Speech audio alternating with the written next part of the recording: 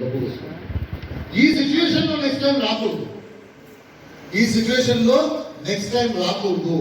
నా ఫ్యామిలీని ఈ సిచ్యువేషన్లో పెట్టకూడదు. నా దగ్గర డబ్బు ఉంటే మాత్రం వాళ్ళు హ్యాపీగా ఉండొచ్చు. డబ్బు లేకపోతే చాలా ప్రాబ్లం అవుతుంది.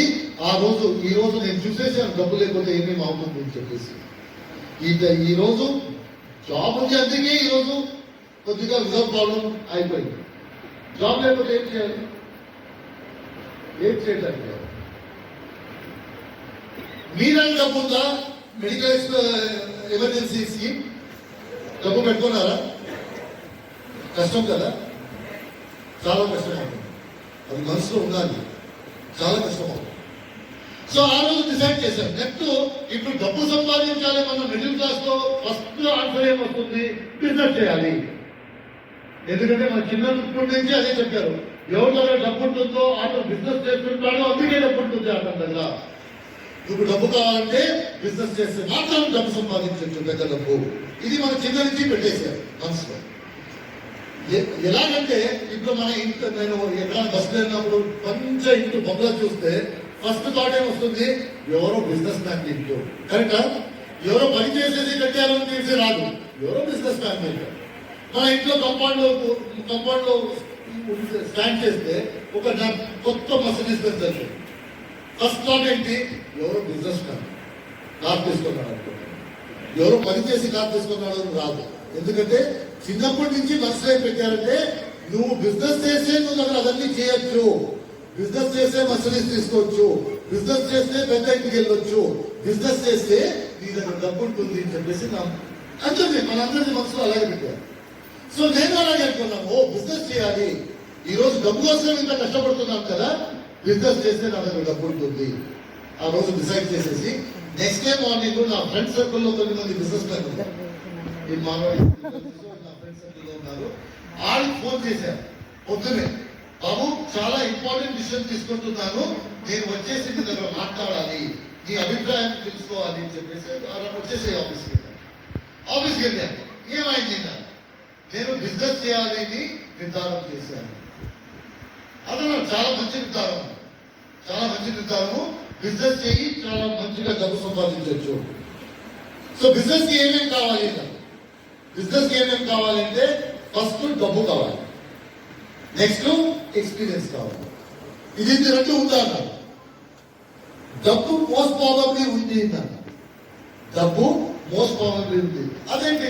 ఒకటే డబ్బు ఉంటుంది, లేకపోతే డబ్బు లేదు. మోస్ట్ ప్రాబబ్లీ ఉంది ఏమి అయితే నేను క్యాల్కులేట్ చేసి చెప్తాను. బయట వచ్చాను ఆఫీస్కి, రిసెప్షన్ లో కూర్చొని మొబైల్ తీశాను. మొబైల్లో SMS వస్తుంది, 5,000 rupees loan readily available, please take. అది నోట్ చేసుకుంటాను. Phone number 5 lakhs. ఇంకొకటి అవన్నీ పెట్టాను నేను SMS. లోన్ రెడీ ఉంది వస్తుంది కదా, అది అలా అన్ని SMS అన్ని టోటల్ చేస్తే నేను 78 lakhs లోను రెడీగా ఉంది. నేను అక్కడ వెళ్ళాలి, ఆడిస్తాను, తీసుకురావాలి, అంతే పని. ఎందుకంటే SMS అలాగే చెప్పారు, ఏం లేదు, పేపర్ వర్క్ లేదు, ఏం లేదు, వచ్చుతాము, డబ్బు తీసుకోవడం, వెళ్ళిపోవడం. అలా SMS లో ఉంది. నేను నమ్మాను. అన్ని టోటల్ చేసేసి అందరికీ ఫోన్ సబ్మిట్ చేశాను. బాబు నువ్వు చెప్పావు కదా 5,000 rupees నా పేరు అప్రూవ్ అయిపోయింది, అది తీసుకురావడానికి వస్తున్నాను, 10:30కి వస్తాను, రెడీగా పెడతాను సార్, ప్రాపర్టీ పేపర్ తీసుకురండి నాకు. బాబు నువ్వు ఏం చెప్పావు? రెడీ ఉంది, అప్రూవ్డ్, అన్ని తీసుకెళ్ళిపోతున్నాడు, పేపర్ ఏమి చెప్పలేదే. సార్ పేపర్ తర్వాత చెప్తావు, అన్ని ఇలాగే ఒక మాది చెప్తానికి కాదు. సో అప్రూవ్ ఉంది, నీ పేరులో 5 lakhs rupees అప్రూవ్డ్ ఉంది. కండిషన్ ఏమంటే ప్రాపర్టీ ఒక 15-20 lakhs కి ప్రాపర్టీ పేపర్ ఇస్తే అది ఇస్తాను. Second call, third call, fourth call, sixth call వెళ్తే అందరూ అదే చెప్తున్నారు, 1 లక్ష హోమ్ కావాలంటే 10 లక్షలు గ్యారంటీ ఇవ్వాలి. సో ఫైనలీ ఏం తెలిసిందంటే యాక్చువల్లీ నా దగ్గర డబ్బు లేదు. అప్పుడు వెళ్తున్నాను కదా, కొన్ని డబ్బు ఉంది అనుకున్నాను కదా, అప్పుడు క్లియర్ అయిపోయింది, బాబు నువ్వు దగ్గర డబ్బు లేదు, అదన్నీ SMS అంతే. ఏం క్యాబినెట్ నుంచి బాబు నా దగ్గర డబ్బు లేదు. ఇప్పుడు డబ్బులు ఉంది చెప్పావు, అది ఉంది అనుకున్నాను, బట్ యాక్చువల్లీ లేదు. సరే ఎక్స్పీరియన్స్ ఉన్నాను, ఎక్స్పీరియన్స్ లేదు, నేను పని చేస్తున్నాను, ఎక్కడి నుంచి ఎక్స్పీరియన్స్. అతను ఏమన్నాడంటే నేను బెస్ట్ సజెషన్ ఇన్నా, బేజారనుకోవద్దు, don't feel bad, best suggestion చెప్పు, జాబ్ వెళ్తాను. డబ్బు లేదు, ఎక్స్పీరియన్స్ లేదు. బిజినెస్ వాళ్ళు ఏం చెప్తారు? డబ్బు వేయాలి, డబ్బు తీయాలి అంటారు. కరెక్టా లేదా? తెలుగు నాకు బాగుందా? అర్థమవుతుంది కదా? డబ్బు పెట్టాలి, డబ్బు తీయాలి అంటారు. కరెక్టా లేదా? సార్ అట్లా ఇప్పిస్తుందా? బ్యాక్ సైడ్ ఇప్పిస్తుంది కదా? నాకే ఇప్పించలేదు నేను చెప్పింది.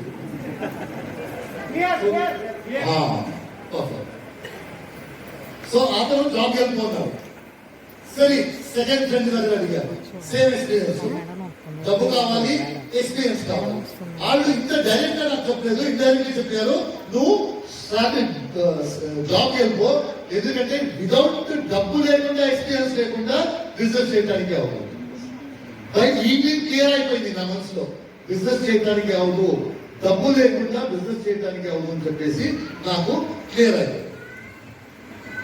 ఈవినింగ్ వచ్చేసి యోచన చేస్తున్నాను ఏం చేయాలి అని చెప్పేసి. ఏమైనా చేయాలి కదా. జాబ్ లో ఏం జరుగుతుంది నాకు తెలుసు. జాబ్ చేస్తే ఏ రోజు ఆ పొజిషన్కి వస్తాను అని నాకు తెలియదు, రేపు రావచ్చు, ఎల్లుండి రావచ్చు. సో జాబ్ మీద నమ్మిక పట్టుకొని నేను ఒక లైఫ్ కంటిన్యూ చేస్తే ఏ రోజైనా ప్రాబ్లం వస్తాను. మెడికల్ ఎమర్జెన్సీ అవ్వచ్చు, ఏదైనా అవ్వచ్చు, నాకు కావచ్చు, నా చిల్డ్రన్ కావచ్చు, నా వైఫ్ కావచ్చు, నా ఫాదర్ మదర్ కావచ్చు. ఈ రోజు లేకపోతే రేపు కావచ్చు. So job is out.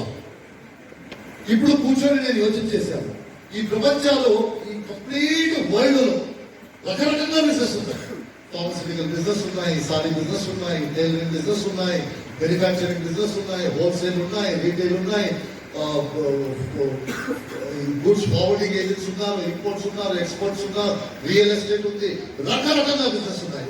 ఒక 1,00,000 వెరైటీ బిజినెస్ ఉంది. కరెక్టా? ఒక 1,00,000 వెరైటీ బిజినెస్ ఉంటాయి ఈ వరల్డ్ లో. నేను అంటున్నాను, ఈ 1,00,000 వెరైటీ బిజినెస్ లో ఏదైనా బిజినెస్ ఉంటుందా వితౌట్ ఇన్వెస్ట్మెంట్ చేయడానికి? మనలాగా ఎవరైనా వస్తే వితౌట్ ఇన్వెస్ట్మెంట్ ఏదైనా ఒక 1,00,000, 2,00,000 బిజినెస్ ఉన్నాయి. ఏదైనా ఒక బిజినెస్ వితౌట్ ఇన్వెస్ట్మెంట్ చేయడానికి.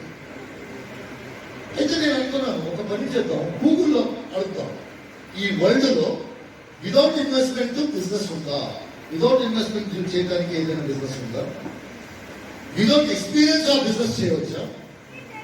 నాకు ఎక్స్పీరియన్స్ లేదు, డబ్బు లేదు, అక్కడ ఎవరైనా ఉంటారో ఈ బిజినెస్ ఎలా చేయాలి అని చెప్పడానికి నాకు, ఎందుకంటే డైరెక్షన్ కావాలి కదా. అతనికి డబ్బు లేదు, ఎక్స్పీరియన్స్ లేదు, బిజినెస్ చేయడానికి వస్తారంటే ఎవరైనా చూపించాలి ఈ బిజినెస్ ఎలా చేయాలి అని చెప్పేసి. సో బిజినెస్ డబ్బు అడగకూడదు, ఇన్వెస్ట్మెంట్. బిజినెస్ ఎక్స్పీరియన్స్ అడగకూడదు, బిజినెస్ ఎవరైనా చూపించాలి నాకు ఈ బిజినెస్ ఎలా చేయాలి అని చెప్పేసి. తర్వాత ఆ లిస్ట్ పెరిగింది. స్టేబుల్ ఇన్కమ్ ఉండాలి, ఈ బిజినెస్ చేస్తే స్టేబుల్ ఇన్కమ్ ఉండాలి. ఒక month 2,000, next month 200, third month 20 rupees, అలా ఉండకూడదు. Step by step, first month 20 rupees పర్లేదు, సెకండ్ మంత్ 200 రూపీస్ పర్లేదు, third month 2,000 rupees, next 4,000 rupees, ఇలాగా స్టేబుల్ గా వెళ్ళాలి. ఒక బాడీ పైన కింద రాకూడదు, అలా నడుచుకునే business. Most important financial freedom ఉండాలి ఆ బిజినెస్. ఫైనాన్షియల్ ఫ్రీడమ్ అంటే ఏంటి? జాబులో ఏమవుతుంది, ఫస్ట్ అంటారు 50,000 rupees Babu salary, 9 to 5 job starting. తర్వాత ఏమంటారు, 9 to 5 కాదు, 9 to 6:30 అవుతుంది. నెక్స్ట్ 6 months లో 9 to 9 చేస్తారు. మీరంటారు సార్ 9 to 9 సాలరీ అంటే కావాలంటే చెయ్యి, లేకపోతే దూరం అది స్టాండర్డ్ ధర. కావాలంటే చెయ్యి, లేకపోతే దూరం ఉంది. ఇక్కడ నుంచి చాలా మంది వెయిట్ చేస్తున్నారు. సో మనం ఏం చేస్తాం, పర్లేదు 9 to 9 అయితే పర్లేదు, ఒక సాలరీ వస్తుంది అని చెప్పేసి కంటిన్యూ చేస్తాం. అక్కడ ఫైనాన్షియల్ ఫ్రీడమ్ లేదు. మీరు ఎంత పని చేస్తారో అంత డబ్బు రాదు, మీరు ఎంత పని చేస్తేనే అంతే డబ్బు వస్తుంది. ఎంత 50,000. So that is not called financial freedom. Financial freedom అంటే ఏంటి, నాకు 50,000 కావాలంటే నేను 50,000 కోసం పని చేస్తే నాకు 50,000 రావాలి. నేను 1 lakh కావాలంటే ఎక్కువ పని చేస్తే నాకు 1 lakh రావాలి. అలాగైతే నాకు ఎంత డబ్బు కావాలి అది నా చేతిలో control. That is financial. Time freedom అంటే నేను మండే నా సన్నిధి బర్త్డే అంటే నేను డిసైడ్ చేస్తే ఆ రోజు నేను పని చేయను అని చెప్తే ఆ రోజు పని చేయడానికి కంపల్సరీ ఉంటుంది. జాబ్ ఏమవుతుంది, నేను సండే ఇంట్లో ఉంటావా లేదో ఎవరు తెలుస్తుంది, నాకు తెలియదు, బాధ తెలుస్తుంది. నెక్స్ట్ సండే నువ్వు ఇంట్లో ఉంటావా లేదో నన్ను అడుగుంటారు. నాకు తెలీదు. సో నా వైఫ్ నెక్స్ట్ సండే ఇంట్లో ఉంటావంటే ఐడియల్ ఏం చెప్పాలి? నన్ను నెక్స్ట్ సండే ఉంటామంటే అవును ఉంటాను నేను చెప్పాలి. జాబ్ లో అలాగా ఉంది. నెక్స్ట్ సండే నేను ఇంట్లో ఉంటానా లేదా? సార్ నెక్స్ట్ సండే ఇంట్లో హాఫ్ డే లీవ్ లేదు, ఆఫీస్ లో చాలా పని ఉందంటే లేదు, నెక్స్ట్ సండే లేదు. నా చేతిలో లేదు అది. సండే నా చేతిలో. సో టైం ఫ్రీడమ్ లేదు. నెక్స్ట్ ఆ బిజినెస్ లో టైం ఫ్రీడమ్ ఉండాలి, ఫైనాన్షియల్ ఫ్రీడమ్ ఉండాలి, నా చేతిలో ఉండాలి. తర్వాత మోస్ట్ ఇంపార్టెంట్, ఆ బిజినెస్ కి కంట్రోల్ అన్ని నా చేతిలో ఉండాలి. బిజినెస్ కంట్రోల్ ఏముంటుంది? నేను ఎప్పుడు పని చేస్తాను అది నా చేతిలో, నేను ఎక్కడ పని చేస్తాను నా చేతిలో, నేను ఎవరు కూడా పని చేస్తాను నా చేతిలో కంట్రోల్. నేను డిసైడ్ చేయాలి. సార్ కూడా పని చేయాలి చేస్తాను, సార్ కూడా చేయడానికి చేస్తాను, సార్ కూడా చేయడానికి మనసు లేదు నేను చేయను. మండే చేస్తాను పని, సండే నాకేమో పని ఉంది ఇంట్లో ఉంటాను, ఓకే నా చేతిలో. నేను బస్సులో వెళ్ళినప్పుడు పని చేస్తాను, నేను డిసైడ్ చేస్తాను. బస్సులో వెళ్ళినప్పుడు ఓకే బిజినెస్ చేద్దామని చేద్దాం. School teacher parent teacher meeting వెళ్తాను, అక్కడ వెళ్తుంది ఓ బిజినెస్ చేద్దాం, సో టీచర్ చెప్తాను. సో నేను ఎక్కడ కావాలో అక్కడ బిజినెస్ స్టార్ట్ చేయాలి. అదన్నీ కంట్రోల్ నా చేతిలో ఉండాలి. ఇవన్నీ డిసైడ్ చేసేసి గూగుల్లో సెర్చ్ స్టార్ట్ చేశాను. ఏం సెర్చ్? ఇన్వెస్ట్మెంట్ ఉండకూడదు, ఈ బిజినెస్ లో ఇన్వెస్ట్మెంట్ కలగకూడదు, ఎక్స్పీరియన్స్ కలగకూడదు. ఎవరైనా వచ్చేసి ఆ బిజినెస్ లో ఉండాలి, అతను నాకు చూపించాలి బిజినెస్ ఎలా చేయాలి అని చెప్పేసి. ఆ చూపిస్తే నేను చేసుకొని వెళ్తాను. ఫైనాన్షియల్ ఫ్రీడమ్ ఉండాలి, టైం ఫ్రీడమ్ ఉండాలి. బిజినెస్ కి కంట్రోల్ నా చేతిలో. ఎక్కడ చేస్తానో, ఎప్పుడు చేస్తానో, ఎవరు కూడా చేస్తాను, ఇవన్నీ నా చేతిలో. స్టార్ట్ చేశాను సెర్చ్. ఫస్ట్ డే రాలేదు, నీ అడిగిన కండిషన్ లో ఏ బిజినెస్ లేదు అని రిజల్ట్ వచ్చింది ఫుల్ డే. సెకండ్ డే అలాగే వచ్చింది. నీ ఏమేమి కండిషన్ పెట్టావో అలాగా ఏమీ బిజినెస్ లేదు. ఎందుకంటే బిజినెస్ అంటే ఏంటి? డబ్బు. బిజినెస్ ఇది కొంచెం ఇన్వెస్ట్మెంట్. బిజినెస్ చేస్తానంటే ఇన్వెస్ట్మెంట్, బిజినెస్ చేస్తాను అంటే ఎక్స్పీరియన్స్. నువ్వు బిజినెస్ చేస్తాను అంటున్నావు, డబ్బు లేదంటున్నావు. బిజినెస్ చేస్తాను అంటున్నావు, ఎక్స్పీరియన్స్ లేదంటున్నావు. అలా నచ్చిన బిజినెస్ లేదని అగైన్ స్టర్ట్ చేసి ఒక్క సైట్ లో ఒక ఆన్సర్ దొరుకుతుంది. నీ ఏ బిజినెస్ అనుకున్నావు అలాగే చిన్న బిజినెస్ ఉంది వరల్డ్ లో చెప్పేసి అంటే అయిపోయింది. బిజినెస్ కావాలి నేను చూస్తున్నాను, వితౌట్ ఇన్వెస్ట్మెంట్ దొరికింది. ఏం చూద్దామని చూస్తే అదేం చెప్పిందంటే this business is called network marketing, లేకపోతే డైరెక్ట్ మార్కెటింగ్ అని ఒక బిజినెస్ ఉంది. ఆ బిజినెస్ లో ఇన్వెస్ట్మెంట్ చేయడానికి అక్కర్లేదు, ఎక్స్పీరియన్స్ అక్కర్లేదు, అక్కడ గైడెన్స్ దొరుకుతుంది. ఇవన్నీ అక్కడ ఉంది. టైం ఫ్రీడమ్ ఉంది, ఫైనాన్షియల్ ఫ్రీడమ్ ఉంది, నువ్వు డిసైడ్ చేసుకోవచ్చు, నువ్వు చేతిలో ఉంటుంది బిజినెస్. అలాగే డైరెక్ట్ మార్కెటింగ్ అని ఒక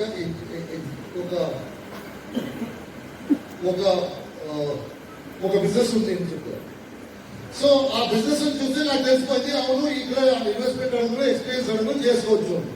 ఇప్పుడు ప్రాబ్లం ఏమంటే ఏ కేటగిరీలో చేయాలి ఈ బిజినెస్? ఆటోమొబైల్ కేటగిరీలో ఉంది, అన్ని కేటగిరీలో వాళ్ళు ఉన్నారు. డైమండ్ లో చేస్తున్నారు బిజినెస్, గోల్డ్ లో చేస్తున్నారు, సిల్వర్ లో చేస్తున్నారు, ఒక జనరల్ స్టోర్స్ లో చేస్తున్నారు, సూట్ లైన్ తో చేస్తున్నారు, సారీలు చేస్తున్నారు.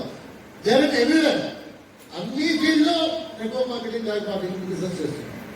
ఇప్పుడు నేను ఏ ఫీల్డ్ లో వెళ్ళాలని అడిగితే ఫుడ్ నా ఒక ప్రొఫెసర్ ఉన్నారు మార్కెటింగ్, చాలా పెద్ద డాక్టరేట్ డాక్టర్. అతని దగ్గర అడిగారు, సార్ మంచి బిజినెస్ చేయాలంటే ఏ ఫీల్డ్ లో వెళ్ళాలంటే అతను అన్నాడు, ఈ రోజు మంచి బిజినెస్ చేయాలంటే హెల్త్ ఫీల్డ్ లో చాలా మంచిగా బిజినెస్ చేయవచ్చు. Health field is the best field. ఎందుకంటే అందరూ హెల్త్ మీద ఇన్వెస్ట్ చేస్తున్నారు. కొత్త ఇంజనీరింగ్ స్కూల్స్ వస్తున్నాయి, కొత్త హాస్పిటల్ వస్తున్నాయి, కొత్త ఫార్మసీ స్కూల్స్ వస్తున్నాయి, కొత్త మెడికల్ ఫ్యాక్టరీస్ వస్తున్నాయి, నర్సింగ్ కొత్తది వస్తున్నాయి. సో అందరూ health field, health is a big business. Health లో నువ్వు పని చేస్తే నువ్వు లాస్ అవ్వదు. హెల్త్ లో ఏరియా బెనిఫిట్, హెల్త్ ఫీల్డ్ లో నెట్వర్క్ మార్కెటింగ్, డైరెక్ట్ మార్కెటింగ్ ఇస్తే అక్కడ నువ్వు చూడు. సరే నెక్స్ట్ ఇప్పుడు హెల్త్ అయింది. ఇప్పుడు హెల్త్ లో చాలా వేరే వేరే ఇది ఉంది. మెడిసిన్స్ ఉన్నాయి, సర్జికల్ ఇన్స్ట్రుమెంట్స్ ఉన్నాయి, ఫుడ్ సప్లిమెంట్స్ ఉన్నాయి, వేరే వేరే డిఫరెంట్ ఉంది. సరే ఇప్పుడు ఇది ఎలా సెలెక్ట్ చేయటం? ఏ ప్రొడక్ట్ మీద నేను ఫీల్డ్ ఏమో చెప్పారు హెల్త్ అని, ఏ ప్రొడక్ట్ మీద మెయింటైన్ చేయడం? అతను అన్నాడు ఏ ప్రొడక్ట్ మీద అంటే ఏ ప్రొడక్ట్ డిమాండ్ బాగుందో ఆ ప్రొడక్ట్ మీద చేయండి. సార్ డిమాండ్ బాగా అంటే మీ డెఫినేషన్ ఏంటి ఎక్స్ప్లెయిన్ చేయండి అంటే మంచి డిమాండ్ అంటే ఆ ప్రొడక్ట్ కి ఈ రోజు డిమాండ్ ఉండాలి, ఫస్ట్ కండిషన్. ఇలాగే నెక్స్ట్ ఇయర్ డిమాండ్ ఉండాలి సేమ్, లేకపోతే పెరగాలి. నెక్స్ట్ ఇయర్ తర్వాత 5 years తర్వాతను అలాగే ఉండాలి డిమాండ్, లేకపోతే పెరగాలి. 10 years తర్వాతను డిమాండ్ అలాగే ఉండాలి, పెరగాలి. అలాగే చెప్పిన ఏమైనా ప్రొడక్ట్ ఉంటే ఆ ప్రొడక్ట్ మీద నువ్వు బిజినెస్ చేస్తే నువ్వు సక్సెస్ఫుల్ అవుతావు. ఎందుకంటే మీరు మన బిజినెస్ కాదు, ఏదైనా బిజినెస్ మీరు చేయాలంటే ఫస్ట్ డిమాండ్ చూడాలి. డిమాండ్ ఉందా? ఈ రోజు ఉంటే చాలు, ఈ రోజు ఉంటే చాలు. నెక్స్ట్ ఇయర్ ఉంటుందా? 5 years తర్వాత ఇలాగే డిమాండ్ ఉంటుందా? 10 years తర్వాత ఇలాగే డిమాండ్ ఉంటుందా?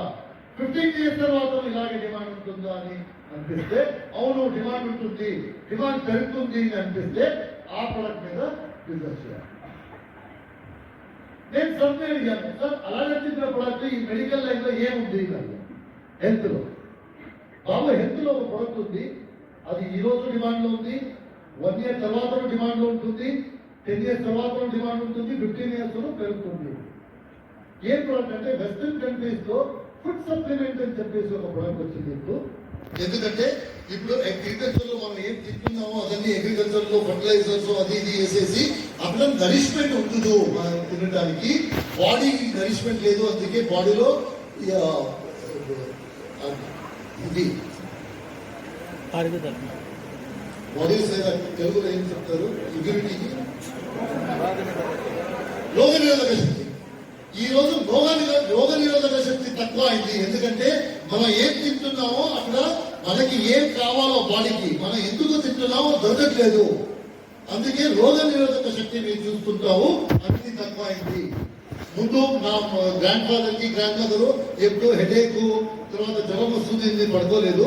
ఈ రోజు అందరూ జ్వరం 10 days 15 days ఒక్కసారి జ్వరం వస్తుంది పడుకుంటారు. ఎందుకంటే రోగ నిరోధక శక్తి తక్కువ అయింది. అందుకోసము ఫుడ్ సప్లిమెంట్ చేశారు. ఏమంటే ఫుడ్ లో ఏం దొరకదో అది ఇక్కడ దొరుకుతుంది అని చెప్పేసి ఆ ఇండస్ట్రీ స్టార్ట్ అయింది. చాలా బాగా వెస్ట్ లో జరుగుతుంది. ఆ టాకింగ్ అబౌట్ 12 years అక్కడ ఇక్కడ ఇండియాలో ఇప్పుడు స్టార్ట్ అయింది. ఆ ఇండస్ట్రీలో నువ్వు పని చేస్తే, ఆ ప్రొడక్ట్ మీద పని చేస్తే నువ్వు ఆ డిమాండ్ బాగుంటుంది. సో డిమాండ్ బాగుంటుంది. ఎప్పుడు ఉంటుంది? నెక్స్ట్ ఇయర్ ఉంటుందా? నెక్స్ట్ ఇయర్ ఉంటుంది. అది 5 years తర్వాత ఎక్కువ పెరుగుతుంది. తర్వాత అతను నాకు ఎలాగా ఎక్స్ప్లెయిన్ చేశాడంటే, చూడు నేను సింపుల్ గా చేస్తాను. ఫుడ్ సప్లిమెంట్ కి డిమాండ్ ఎలా ఉంటుందంటే, ప్రపంచాలు ఎప్పుడు వరకు మనుషులు ఉంటాడో అప్పుడు వరకు డిమాండ్ ఉంటుంది. ఇది సరైనది అప్పుడు వరకు. సో ఈ ప్లాన్ సరి అని చెప్పేసి అక్కడి నుంచి నేను లేండి మేడం పోతపోయింది కానీ నిద్ర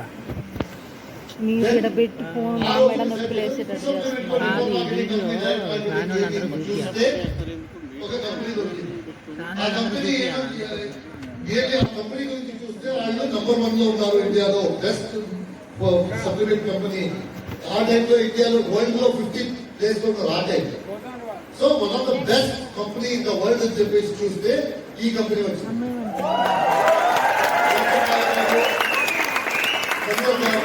దీపక్ గారు ఈ కంపెనీ స్టార్ట్ చేశారు.